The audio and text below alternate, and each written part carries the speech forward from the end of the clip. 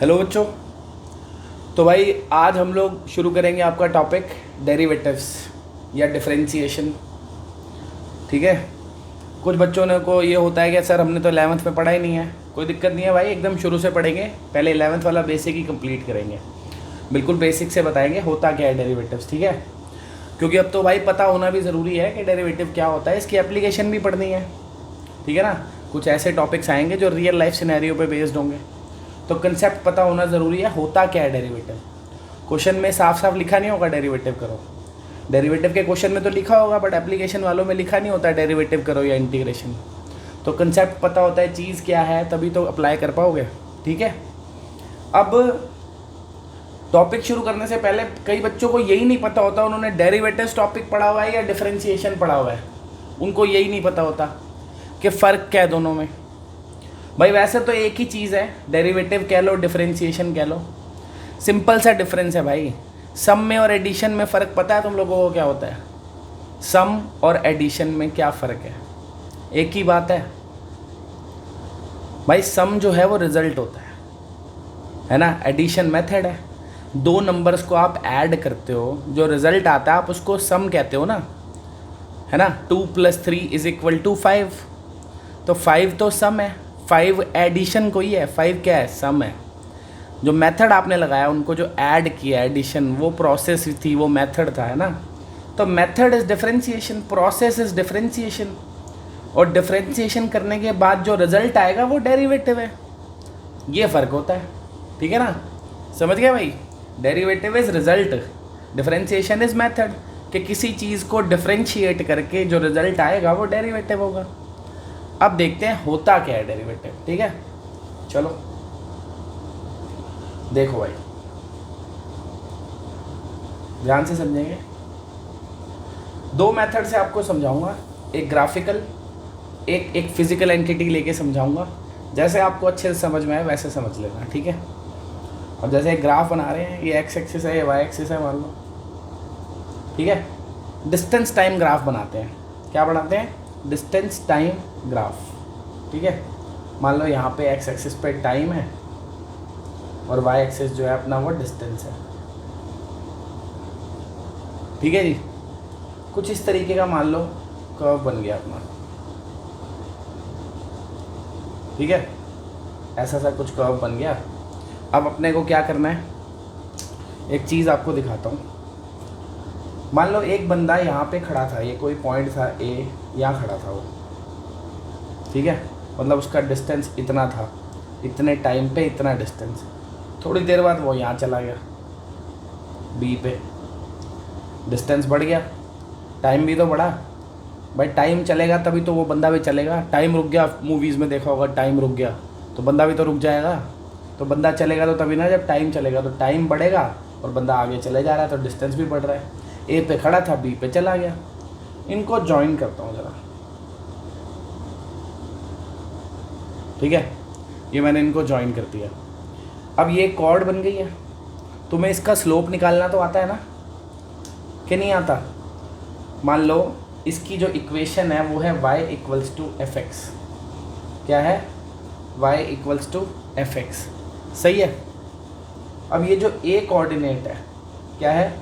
a coordinate है। मान लो यहाँ पे जो हमारा x है, ये जो x है ये x1 है, और जो b पे हमारा x है, मतलब जो हमारा टाइम है ये x2 है, सही है।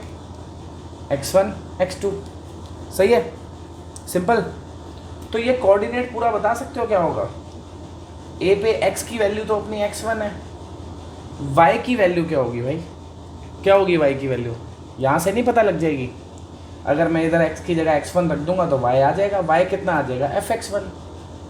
क्या आ जाएगा? fx1। समझ गए बात? ऐसे इसको देखो, b को, b पे x की वैल्यू क्या है? x2। क्या है? x2। और y की वैल्यू क्या आ जाएगी? इधर x2 पुट कर दो, fx2। तो अब हमें b कोऑर्डिनेट भी पता लग गया, a कोऑर्डिनेट भी पता लग गया, सही है। अब अगर आपसे कोई पूछे कि इसका स्लोप क्या है, AB का स्लोप निकालना आता है? याद है कैसे निकलता है स्लोप, कि नहीं आता? आता तो होगा यार, स्लोप m लिखते हैं ना, क्या होता है slope, y2 minus y1 upon x2 minus x1, सही है। तो y2 कितना है अपना fx2 और y1 कितना है fx1, तो ये क्या हो गया fx2 minus fx1 upon x2 minus x1, ये आ गया स्लोप। समझ गए, स्लोप का फॉर्मूला क्या होता था, y2 minus y1 upon x2 minus x1। y2 अपना कितना था fx2 और y1 कितना था fx1, तो y2 minus y1 upon x2 minus x1, आ गया ना स्लोप। तो ये अभी किसका स्लोप है, ये इस कॉर्ड का स्लोप है। इसको सीकेंट भी तो कह सकता हूँ। सीकेंट समझते हो ना क्या होता है, सीकेंट और टेंजेंट पता है ना क्या होता है। सीकेंट जो अंदर ये इंटरसेक्ट करती हुई जा रही है अंदर से, है ना, टेंजेंट जो बाहर से टच करती हुई निकल जाती है, ऐसे ही पढ़ा है ना, पढ़ा होगा ना 10th में। सीकेंट क्या है, जो कर्व के अंदर से जा रही है, मतलब इंटरसेक्ट करती हुई, तो 2 पॉइंट पे करती है। टेंजेंट जो बाहर से टच करके निकल जाती है 1 पॉइंट पे। तो ये निकल गया अपना सीकेंट का स्लोप।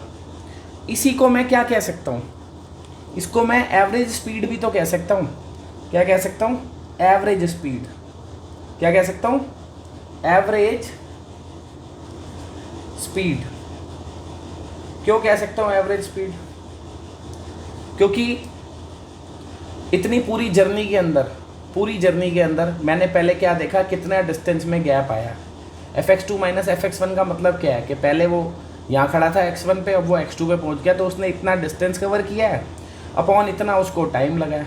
तो change in distance upon change in time throughout the whole journey, तो उसकी स्पीड पता चल गई ना। एवरेज स्पीड पता है ना क्या होती है, distance upon time, distance travelled है ना अपॉन टाइम टेकन। तो पूरी जर्नी की एवरेज स्पीड आ गई। अब ऐसा थोड़ी है वो पूरी जर्नी में सेम स्पीड पे ही चल रहा होगा, कम ज़्यादा कर रहा होगा ना भाई। पूरा रास्ता था बहुत लंबा, तो कभी किसी स्पीड पे होगा, कभी किसी स्पीड पे होगा, बट मैंने तो पूरे की निकाल दी। तो ये निकली है एवरेज स्पीड। क्या निकली है, एवरेज स्पीड। सही है। एवरेज स्पीड डेरिवेटिव नहीं होती, एवरेज स्पीड डेरिवेटिव नहीं होती। क्या होता है डेरिवेटिव, बता रहा हूँ, ध्यान से समझना।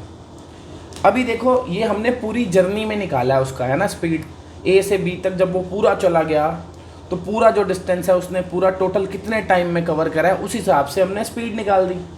बी दूर था, अब मान लो मैं बी को पास में ले आऊँ, बी क्या कोई और पॉइंट ले आता हूँ जो ए के काफ़ी पास है, काफ़ी पास है, इतनी दूर नहीं है, बहुत पास है।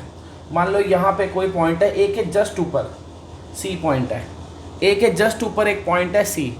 ए के जस्ट ऊपर नहीं है, मतलब बहुत ही पास में है, इतना पास में कि मैं ले भी नहीं पाऊंगा पेन से, ठीक है ना, इतना क्लोज है कि आपको अपनी आंखों से दिख भी नहीं रहा, कि बस बहुत ही कम डिस्टेंस उसने ट्रैवल किया, बहुत ही कम, ना के बराबर, इतना पास है सी। ठीक है।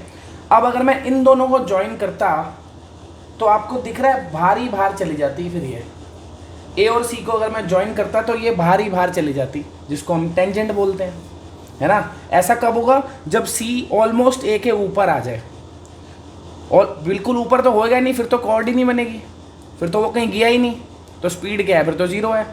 बहुत ही पास है, इतना पास है कि आप कह सकते हो वो बारो बारी चला गया, ठीक है ना, बहुत क्लोज है, इतना क्लोज जितना आप क्लोज ले सकते हो। जैसे 1 के अगला नंबर कौन सा होता है, एक बंदा 1 पे खड़ा था तो कहाँ चला गया, 2 पे, अबे 2 तो बहुत दूर है, 1 से चला गया 1.0001, बस इतना सा गैप आया, तो ऑलमोस्ट उसके पास में ही है ना वो। तो जब उन दोनों को कनेक्ट करूँगा तो ये बाहर से ही चली जाएगी लाइन, जिसको हम कहते हैं टेंजेंट। सही है। अब अगर मेरे को AC का स्लोप निकालना होता है, ये मैंने किसका निकाला है अभी, AB का स्लोप निकाला है। अगर मुझे AC का स्लोप निकालना होता, किसका, AC का, तो मैं A और C के कोऑर्डिनेट लेता। A के कोऑर्डिनेट तो आपको पता ही है क्या है, A पे हमने x क्या लिया था, x1, है ना, और y क्या हो गया था, फिर हमने यहाँ पे जब x1 डाला तो वो हो गया fx1। A के कोऑर्डिनेट यही थे ना, A पे x तो था x1, और y में हमने क्या करा, यहाँ पे x की जगह हमने क्या डाल दिया, x1 डाला, उससे हमें y पता चल गया fx1। C के कोऑर्डिनेट क्या है, अब मैं कह रहा हूँ C A से थोड़ा सा ही दूर है, बिल्कुल ना के बराबर। मान लेता हूँ वो जो उनका गैप है वो है h, कि जो टाइम में फ़र्क आया वो कितना आया, h का फ़र्क आया। x1 से थोड़ा सा आगे गए, कितना आगे गए, h, तो x कोऑर्डिनेट जो अपना टाइम है वो कितना हो गया, x1 + h। सही है। तो बताओ y क्या हो जाएगा? सिंपल है यार, जब x पता है तो इधर डाल दो, इधर डाल दूंगा तो y की वैल्यू क्या आ जाएगी बताओ? ये x1 प्लस एच पुट कर दूंगा ना यहाँ पे, तो y की वैल्यू क्या आ जाएगी? f of x1 plus H. सही है। अब अगर मैं टेंजेंट AC का स्लोप निकालूं, किसका? Slope of tangent AC, AC का स्लोप कैसे निकलेगा बताओ भाई? फॉर्मूला तो वही लगेगा, y2 minus y1 upon x2 minus x1। Slope का तो फॉर्मूला ही यही है ना? तो y2 कितना है अपना? ये रहा, कितना था? f of x1 plus H. सही है। और y1 कितना था? f of x1। और नीचे क्या आ गया? a और c के बीच का गैप, तो इसमें से इसे माइनस करूंगा तो h ही तो आ जाएगा। ये पूरा x2 है ना, x2 में से x1 को माइनस करूंगा, वैसे ही पता है उनके बीच का गैप क्या लिया था मैंने? h। ये क्या आ गया? ये भी तो स्पीड ही है, पहले a पे खड़ा था फिर c पे चला गया, बट ये बहुत ही कम डिस्टेंस के लिए मिनिमम डिस्टेंस जो आप ले सकते हो। h क्या है? लीस्ट वैल्यू जो आप ले सकते हो, कि उससे छोटी वैल्यू आप ले ही नहीं सकते। तो इसको हम कहते हैं इंस्टेंटेनियस स्पीड। क्या कहते हैं? Instantaneous speed. ठीक है भाई। तो इंस्टेंटेनियस स्पीड और एवरेज स्पीड में फर्क समझ में आ गया? एवरेज स्पीड क्या है? एक बहुत ही दूर गया बंदा, वहां से लेके स्टार्टिंग पॉइंट के बीच में उसने जितना भी डिस्टेंस कवर किया, उस सारे डिस्टेंस को हमने कैलकुलेट किया, सारा टाइम कैलकुलेट किया, डिवाइड करा, एक एवरेज स्पीड बाहर आ गई कि बंदा इस स्पीड से गया होगा, बीच में उसने कम ज़्यादा कुछ भी करी हो। इंस्टेंटेनियस का मतलब क्या है? एकदम राइट, मतलब एकदम ऐसी मोमेंट जो नेक्स्ट मोमेंट पे उसने स्पीड कितनी ली, कि पहली स्पीड उसने क्या अटेन करी, एक पर्टिकुलर इंस्टेंट पे उसकी क्या स्पीड आई। ठीक है ना? तो फर्क पता चल गया दोनों में, इंस्टेंटेनियस और एवरेज में क्या है? ये पूरी जर्नी में ये एक पर्टिकुलर मोमेंट पे, पर्टिकुलर मोमेंट कैसे दिखाऊंगा कि ये बहुत ही छोटी है, ये गैप बहुत छोटा है, कैसे दिखाऊंगा? मैं यहाँ पे कह दूंगा कि h इज अप्रॉक्सीमेटली 0। तो जब कोई चीज़ अप्रॉक्सीमेट दिखानी होती है वहाँ पे हम लिमिट का यूज़ करते हैं। किसका यूज़ करते हैं? लिमिट का। ये लिमिट हमने यहाँ पे क्यों लिखी है? क्यों लिखी है लिमिट? क्योंकि h की वैल्यू दिखानी थी एग्जैक्ट क्या है भाई, ऑलमोस्ट 0 है, कह सकता हूँ ऑलमोस्ट 0 है, बट 0 नहीं है। टेंड्स टू का मतलब पता है ना, लिमिट्स में पढ़ा था। ये क्या पढ़ते हैं इसको हम? Tends to. जिन्होंने लिमिट्स में नहीं पढ़ा, इस सिंबल को, एरो को क्या पढ़ते हैं हम? Tends to. टेंड्स टू का मतलब होता है approximately equal to. Exactly equal नहीं है 0 के, अप्रॉक्सीमेटली इक्वल है 0 के। ठीक है? तो 0 से थोड़ी सी ज़्यादा है, बट पॉजिटिव है, h याद रखना है। h क्या है? पॉजिटिव है। 0 से थोड़ी सी ज़्यादा, बहुत ही माइनर सा गैप है जो हमको दिख भी नहीं रहा, इतना छोटा गैप। तब जाके बना ये एग्जैक्ट स्लोप नहीं है, अब बना ये टेंजेंट का स्लोप। क्यों बना? क्योंकि हमें दिखाना था कि h बहुत छोटा है, तभी वो टेंजेंट बनेगी, तभी वो टेंजेंट बनेगी। अगर h बड़ा हो जाता, ये गैप ज़्यादा हो जाता, फिर तो वो सीकेंट ही बन जाती ना, फिर तो c बाहर कहीं होता। तो h बहुत छोटा है, ये आपको दिखाना पड़ेगा। ये आ गया अपने टेंजेंट का स्लोप, है ना? इंस्टेंटेनियस स्पीड आ गई, इसी को कहते हैं भाई डेरिवेटिव। इंस्टेंटेनियस जो अपनी स्पीड आई है, इसी को हम कहते हैं डेरिवेटिव। तो समझ आ गई बात भाई, डेरिवेटिव क्या होता है? डेरिवेटिव भी चेंज ही है ना? ये देखो, एवरेज स्पीड भी चेंज है, इंस्टेंटेनियस स्पीड भी चेंज है। एक चीज़ में चेंज आया दूसरी चीज़ में चेंज होने की वजह से, टाइम बढ़ा, डिस्टेंस बढ़ा, टाइम बढ़ा तो डिस्टेंस बढ़ा, बट एक पर्टिकुलर मोमेंट के लिए जब चेंज देखते हैं तो उसको हम कहते हैं डेरिवेटिव। क्या कहते हैं? डेरिवेटिव। जैसे यहाँ पे हमने देखा टेंजेंट का जो स्लोप है वो अपना डेरिवेटिव है, सीकेंट का स्लोप डेरिवेटिव नहीं है। और पता कैसे चला टेंजेंट का स्लोप है? टेंजेंट का स्लोप तब पता चला, ये तो मैंने फिगर में समझा दिया, जब ये दोनों पॉइंट्स के बीच का डिफरेंस जो है, जो h है, वो बहुत ही छोटा हो। ठीक है ना? ऐसे तो मैं a और b के बीच का गैप भी h मान सकता था कि x1 और x2 का गैप h है, पर वो h बहुत ज़्यादा है। x1 और x2 के बीच का गैप आपको अपनी आंखों से ही दिख रहा है साफ, इतना ज़्यादा है ना? तो जब वो बहुत छोटा हो जाएगा तभी तो वो टेंजेंट बनेगी। बहुत छोटा होने के लिए क्या दिखाएंगे हम? लिमिट लगाते हैं कि h is approximately 0, very close to 0। ठीक है ना? तो अब ये क्या बन गया अपना? डेरिवेटिव। समझ गए? Slope of tangent. बात आ गई समझ में? इसी को हम लोग f डैश भी लिखते हैं भाई। जैसे ये m लिखा है ना, तो लिखने वाले इसको f डैश x1 भी लिख लेते हैं, f dash x1। F dash x1 का मतलब है derivative of f x at x1। क्या मतलब है ये जो हमने निकाला है ये एग्जैक्टली क्या निकला है, डेरिवेटिव ऑफ एफ एक्स, एक फंक्शन था हमारा एफ एक्स, उसका डेरिवेटिव निकल गया एट x1 पॉइंट पे हमने क्या निकाल लिया, उसका डेरिवेटिव। ये होता है भाई डेरिवेटिव। ठीक है, आपको एक और तरीके से समझाता हूँ, उससे शायद बेटर समझ में आ जाएगा, थोड़ा ईजी लगेगा। ये थोड़ा ज़्यादा मैथमेटिकल हो गया, वो थोड़ा जनरल एक लाइफ का एग्जांपल लेके, मतलब एक नॉर्मल सी बात लेके समझाता हूँ फिजिकल एंटिटी से। देखो, मान लो बच्चों आपके पास एक कंटेनर है सिलेंड्रिकल,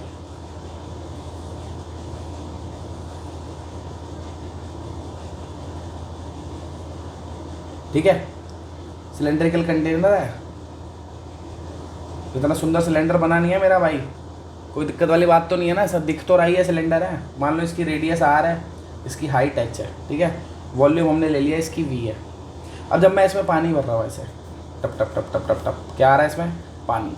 जब आप इसमें पानी भरोगे भैया तो पानी ऊपर भी तो आएगा यार, कि नहीं आएगा। अबे जब पानी डालोगे तो पानी ऊपर भी तो आएगा ना। तो पानी बढ़ेगा जार में, पानी बढ़ेगा तो वॉल्यूम में चेंज आएगा, पानी बढ़ेगा तो वॉल्यूम में क्या आएगा, चेंज आएगा। चेंज को डेल्टा से रिप्रेजेंट करते हैं। किससे रिप्रेजेंट करते हैं, डेल्टा। ये जो सिंबल है इसको क्या पढ़ते हैं भाई, डेल्टा। 10th में साइंस में पढ़ा होगा, नहीं पढ़ा तो आप पढ़ लो। डेल्टा मतलब चेंज, ठीक है जी। तो हमारा क्या हो रहा है, जब मैं देख रहा हूँ मैं इसमें पानी भर रहा हूँ तो पानी बढ़ रहा है, वॉल्यूम बढ़ रही है, तो वॉल्यूम में चेंज आ रहा है। हर मोमेंट पे चेंज आ रहा है, थोड़ी थोड़ी देर बाद वॉल्यूम बढ़े जा रही है, पानी आया जा रहा है, वॉल्यूम बढ़े जा रही है कि नहीं, वॉल्यूम में चेंज आ रहा है। अब जब वॉल्यूम में चेंज आ रहा है तो वो किसकी रिस्पेक्ट में आ रहा है, क्या बढ़ रहा है, पानी की रेडियस बढ़ रही है कि हाइट बढ़ रही है। अब सिलेंडर में पानी भरूंगा, थोड़ी देर बाद बार बार आके देखूंगा तो रेडियस तो उतनी रहेगी चाहे किसी भी लेवल पे हो, फैल थोड़ी रहा है कोई सिलेंडर है, कोई गुब्बारा थोड़ी है जो फैल जाएगा, है ना। एक सॉलिड सिलेंडर ले रखा है मैंने, तो पानी चाहे उसमें आधा भरा हो चाहे 1/4 भरा हो, कितना भी भरा हो, रेडियस तो हर बारी उतनी रहेगी जितनी है। पानी की हाइट बढ़ रही है, तो जो वॉल्यूम में चेंज आ रहा है वो किसकी रिस्पेक्ट में आ रहा है, वो हाइट की रिस्पेक्ट में आ रहा है। किसकी रिस्पेक्ट में आ रहा है, हाइट की रिस्पेक्ट में आ रहा है, सही है। तो जो वॉल्यूम में चेंज आ रहा है वो आया हाइट के रिस्पेक्ट में, ये अपने को पता लग गया, ठीक है जी, कि हाइट बढ़ रही है उसी हिसाब से वॉल्यूम बढ़ रही है। तो वॉल्यूम में चेंज आ रहा है हाइट के रिस्पेक्ट में, ये तो हो गया चेंज। ये डेरिवेटिव कब बनेगा, अभी आपको पीछे बताया, ये भी चेंज है, एवरेज स्पीड ये भी चेंज है। अगर मैं इसको ऐसे ही छोड़ दूँ तो ये एवरेज ही तो है कि वॉल्यूम में गैप ले लिया। मान लो एक बहुत बड़ा कंटेनर था, मैंने क्या करा भैया, उसमें पानी का पाइप लगा के छोड़ दिया, 1 घंटे बाद मैं आ गया, 1 घंटे बाद मैंने देखा वॉल्यूम बहुत ज़्यादा बढ़ गई है। तो ये तो मैंने एवरेज चेंज देखा ना फिर, कि 1 घंटे में वॉल्यूम इतनी बढ़ गई है, बीच बीच में पानी क्या पता तेज़ कम भी हुआ हो, कोई बंदा मज़े ले रहा हो पाइप से, है ना, कि पाइप को दबा रहा है, खोल रहा है, कभी आपका नल कम कर रहा है, कभी ज़्यादा कर रहा है। तो 1 घंटे बाद अगर मैं आऊँगा तो पानी की वॉल्यूम तो बढ़ी हुई मिलेगी, लेकिन फिर तो मैं तो एवरेज ही बताऊँगा ना कि 2 घंटे में यार 3 लीटर पानी भरा था, तो इस हिसाब से एवरेज आ गई, पर मिनट इतना आ रहा है या पर घंटा इतना आ रहा है, तो फिर तो वो एवरेज निकला। पर मेरे को पता है डेरिवेटिव क्या होता है, इंस्टेंटेनियस बोले तो मिनिमम चेंज देखना है, कि मैंने बहुत बड़े कंटेनर में, बहुत ही बड़ा कंटेनर था, उसमें सिर्फ 1 बूंद पानी डाल दिया। अबे 1 बूंद पानी डाल दिया तो आंखों से तो पता ही नहीं चलेगा क्या चेंज आया, आंखों से देख के बता दोगे क्या चेंज आया। बहुत बड़ा कंटेनर है, तुम्हारे घर जितना बड़ा कंटेनर ले लो, इससे भी बड़ा ले लो, उसमें 1 बूंद पानी डाल दिया तो वॉल्यूम तो बड़ी तो है, पर क्या उसको मेजर कर पाओगे, नहीं कर पाओगे, है ना। हाइट भी बड़ी होगी, बड़ी तो पक्का होएगी, पर उसको मेजर नहीं कर पाओगे। तो जो वॉल्यूम में चेंज आया है वो भी आया है। चल मान ले मैंने तो 1 बूंद डाली, मान ले मैं उसमें 1 बाल्टी भी पानी डाल देता, 1 बाल्टी पानी डाल दूंगा तो वॉल्यूम में चेंज तो बहुत ज़्यादा आ गया भाई, वॉल्यूम में चेंज तो बहुत ज़्यादा आ गया, लेकिन हाइट में चेंज बहुत कम आया। सही बात है कि नहीं है भाई। एक बहुत बड़ा कंटेनर था, सोचो ना दिमाग में, बहुत ही बड़ा कंटेनर था, बहुत ही बड़ा, यहाँ पे बना दूँ एक, ये बहुत ही बड़ा कंटेनर है, इससे ज़्यादा बड़ा मैं यहाँ तो नहीं बना पा रहा, आप बना लेना, ठीक है ना। इतना बड़ा कंटेनर है, पता नहीं कितना बड़ा कंटेनर है, कि आपके पूरे एरिया में नहीं आएगा, इतना बड़ा कंटेनर है, ठीक है। इसमें मैंने क्या करा, पानी भर रहा था मैंने इसमें 1 बाल्टी पानी डाल दिया। अब ये साला इतना बड़ा कंटेनर था कि जब मैंने इसमें 1 बाल्टी पानी डाला तो मेरे को तो पता है मेरी बाल्टी 20 लीटर की है, तो वॉल्यूम में तो बहुत ज़्यादा चेंज आ गया भाई, 20 लीटर आ गया। बट ये कंटेनर इतना बड़ा था कि एक बाल्टी पानी डालने पे भी पता नहीं चला पानी ऊपर आया कि नहीं आया, हाइट नहीं बढ़ी। तो हाइट में जो चेंज आया वो कितना आया, अप्रॉक्सीमेटली 0। नाप के देख लो, इतना बड़ा कंटेनर है तो कैसे फ़र्क पड़ेगा भाई। आप छोटे से ग्लास में अगर एक बूंद पानी डालते हो तो हाइट का फ़र्क नहीं नाप पाते ना। ऐसे ही बहुत बड़ा कंटेनर अगर हुआ और बहुत बड़े कंटेनर में आपने अगर एक बाल्टी भी पानी डाल दिया, 20 लीटर पानी भी डाल दिया, तब भी आपकी हाइट में कोई फ़र्क नहीं आएगा। तो हाइट का जो फ़र्क है वो क्या है, अप्रॉक्सीमेटली 0 है ना। तो जब हाइट का जो डिफरेंस है वो क्या होगा, अप्रॉक्सीमेटली 0 होगा। Change in height is approximately 0। उसकी वजह से जो वॉल्यूम में चेंज आएगा, चाहे वॉल्यूम में चेंज बड़ा हो या छोटा हो, मेरे को उससे कोई लेना देना नहीं है। मेरे को बस ये देखना है कि जो मेरा डिनोमिनेटर है जिसकी रिस्पेक्ट में चेंज आ रहा है वो चेंज छोटा होना चाहिए, नेग्लिजिबल अमाउंट ऑफ चेंज, तब मैं उसे कहूँगा वो डेरिवेटिव है, वो इंस्टेंटेनियस चेंज है। सही है ना। मिनिमम चेंज आया वॉल्यूम, मतलब मिनिमम हाइट में चेंज आने की वजह से वॉल्यूम में जो चेंज आया, वॉल्यूम में चेंज ज़्यादा या कम कुछ भी आ सकता है। समझ आ गई ना बात। तो ये बन गया डेरिवेटिव। अब हम इसको डेरिवेटिव की लैंग्वेज में क्या लिखेंगे, dv/dh। सही है। अगर मैं सिर्फ ΔV/ΔH लिखता तो वो change in volume with respect to height होता। हाइट का चेंज कम ज़्यादा कुछ भी हो सकता है। जब हाइट का चेंज ना के बराबर है, अप्रॉक्सीमेटली 0 है, उसकी वजह से जो वॉल्यूम में चेंज आया उसको कहते हैं डेरिवेटिव। इसको पढ़ते क्या है हम पढ़े लिखों की लैंग्वेज में, हम इसको पढ़ते हैं डेरिवेटिव ऑफ v वॉल्यूम, ठीक है ना, with respect to h। dv/dh को क्या पढ़ते हैं, derivative of v with respect to h। तो समझ आ गया भाई डेरिवेटिव क्या होता है। एक चीज़ में चेंज जो आ रहा है किसी और चीज़ में चेंज आने की वजह से उसे हम कहते हैं डेरिवेटिव। ठीक है ना, कि हाइट में चेंज आने की वजह से वॉल्यूम में जो चेंज आया, अगर हाइट का चेंज नेग्लिजिबल है, उसकी वजह से वॉल्यूम में ज़्यादा कम जो भी चेंज आया उसे हम कहेंगे वॉल्यूम का डेरिवेटिव। हाइट का नहीं कहेंगे डेरिवेटिव, वॉल्यूम का derivative with respect to height. ठीक है ना। और एक और एग्जांपल दे दूँ क्या कॉमर्स वालों की लैंग्वेज में, दे दूँ, चलो देखता हूँ। अब भाई एक बात बताओ, कॉमर्स वालों ने पढ़ा होगा, क्या कॉमर्स वालों ने ये पढ़ा होगा क्या कि भैया कॉस्ट, रेवेन्यू, ये सब चीज़ें पता है। चलो नहीं भी पता तो कोई बात नहीं, बता देते हैं यार। देखो मान लो आपकी एक कंपनी है, ठीक है, क्या है आपकी एक कंपनी है भाई, उसमें आप क्या करते हो, एक्स यूनिट्स बनाते हो, कोई भी सामान बनाते हो आप एक्स यूनिट्स, ठीक है, कुछ भी बनाते हो, मान लो पेन बनाते हो, एक्स यूनिट्स क्या बनाते हो आप, पेन बनाते हो उसमें, ठीक है। अब पेन बनाने में खर्चा भी तो कुछ ना कुछ आता होगा आपका, आपकी फैक्ट्री है, आपको फैक्ट्री का रेंट देने हैं कि नहीं देने हैं, फैक्ट्री का रेंट देना है, लेबर को सैलरी देनी है, फिर सामान भी खरीदना है, रॉ मटेरियल जिससे पेन बनेगा, खर्चे तो बहुत सारे हैं, है ना, अपने खर्चे बहुत सारे हैं जिसे हम कहेंगे कॉस्ट। अब खर्चे दो तरीके के होते हैं, है ना, कौन कौन से खर्चे होते हैं पता है तुम्हें, एक होती है फिक्स्ड कॉस्ट, एक होती है वेरिएबल कॉस्ट।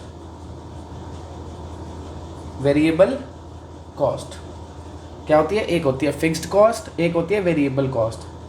फिक्स्ड कॉस्ट क्या है, जो आप सामान बनाओ नहीं बनाओ आपको खर्चा करना ही करना है, चाहे आप एक पेन बना लो चाहे 50 पेन बना लो, आपको खर्चा करना ही करना है। जैसे आपको अपनी फैक्ट्री का रेंट तो देना ही पड़ेगा जगह का, है ना, चाहे आप यूज़ कर रहे हो नहीं कर रहे हो। आजकल लॉकडाउन चल रहा है, दुकानें बंद हैं, रेंट देना पड़ रहा है ना, तो भैया वो तो फिक्स्ड कॉस्ट है।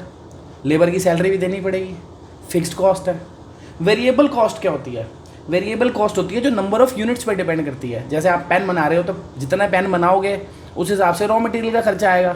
ये थोड़ी है एक पेन बनाऊंगा तब भी रॉ मटेरियल का खर्चा उतना आएगा, 50 पेन बनाऊंगा तब भी उतना आएगा। तो वेरिएबल कॉस्ट क्या होती है, जो नंबर ऑफ़ यूनिट्स पर डिपेंड करती है। किस पे डिपेंड करती है, नंबर ऑफ़ यूनिट्स पे।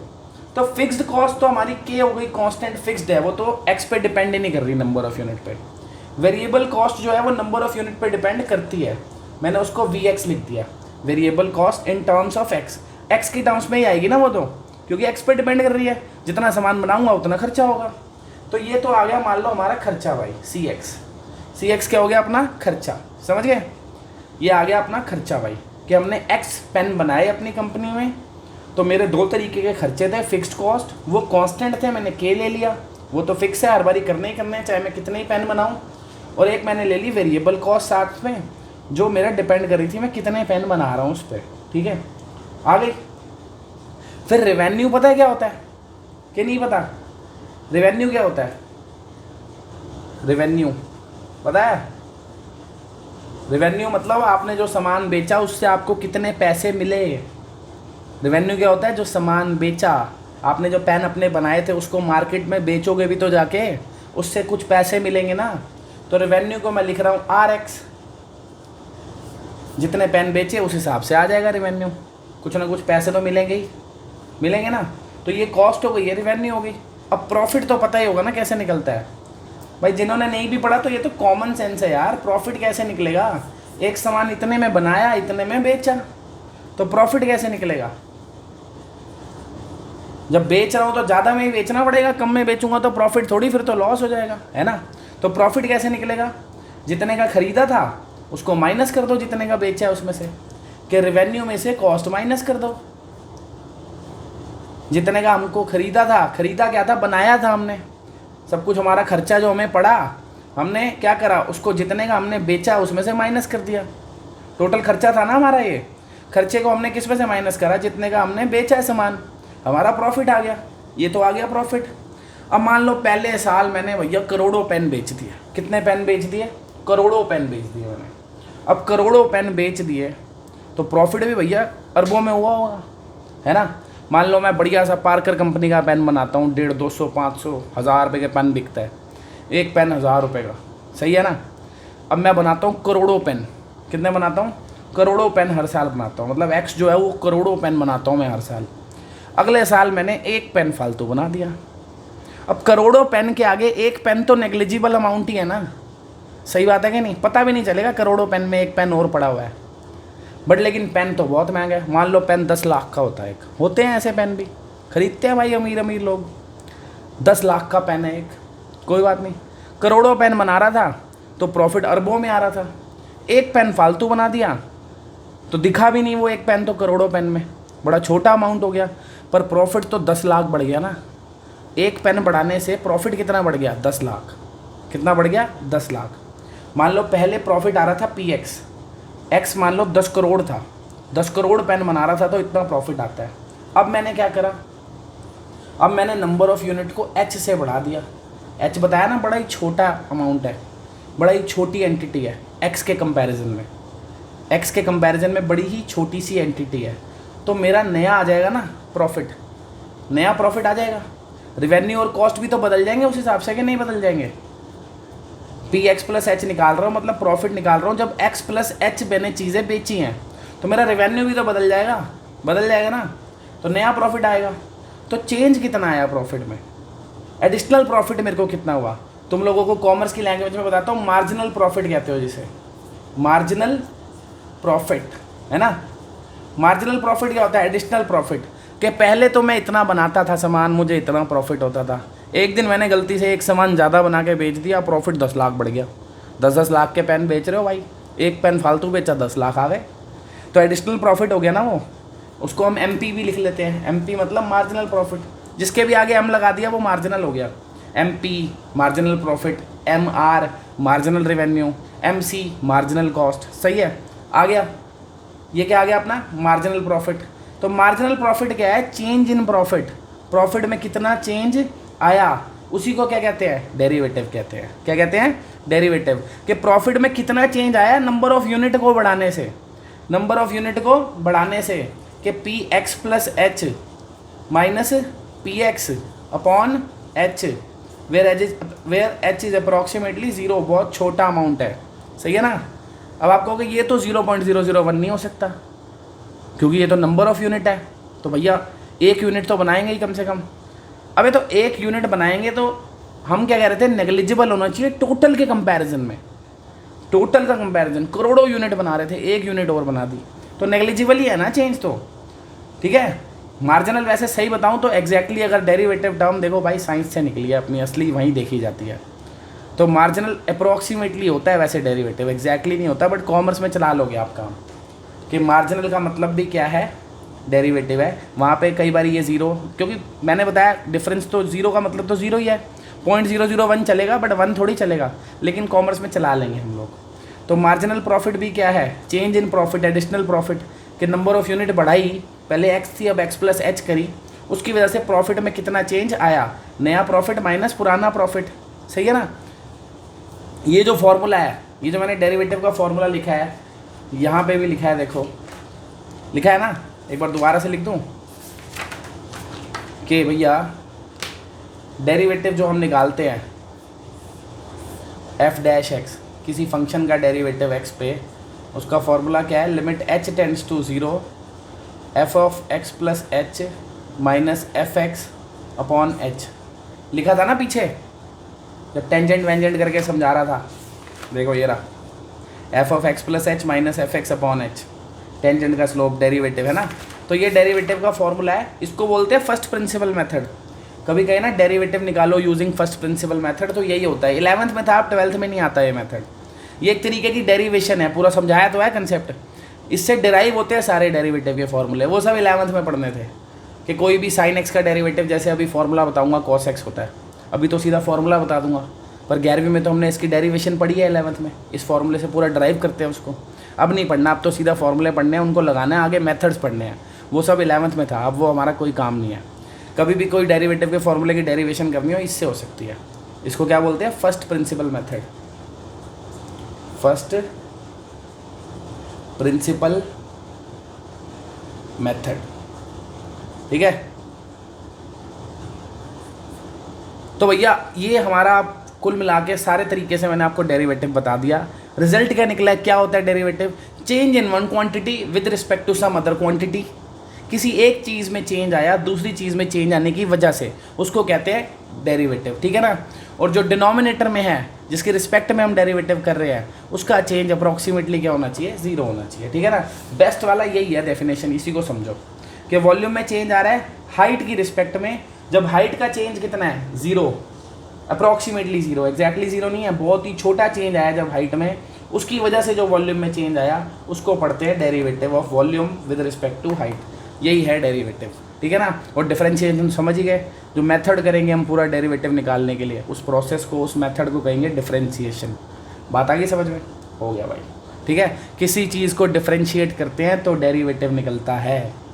ये था आपका डेरिवेटिव का इंट्रोडक्शन, समझ आ गया डेरिवेटिव क्या होता है।